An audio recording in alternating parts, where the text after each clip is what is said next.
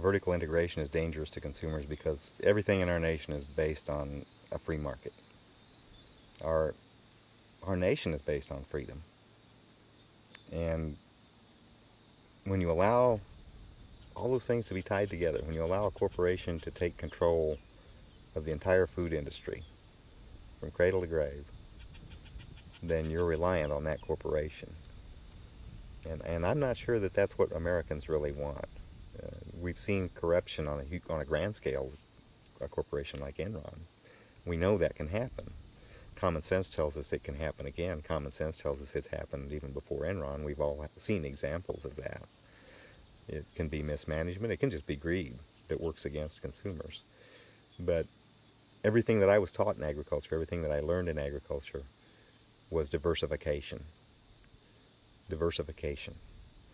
You don't want to plant your corn crop all in one day because one spell of bad weather can destroy the whole crop.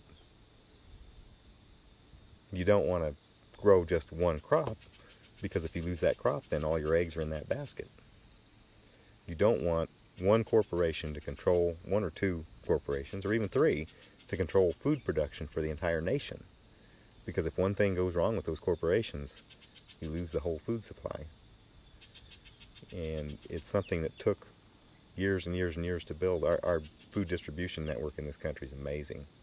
And we rely heavily on interstate highways and trucks and diesel fuel. We rely heavily on these packers to do what they say they're going to do, to drive this whole thing. And each time they move into another area, each time those tentacles reach in and take control, then that takes the input of a producer out, and it vests even more importance and even more interest into that one single entity. It's not a healthy thing for America. It takes away diversity, and it also allows that corporation to control that food supply. Do you really want one or two or three corporations to control the food supply for the entire nation, maybe even the world?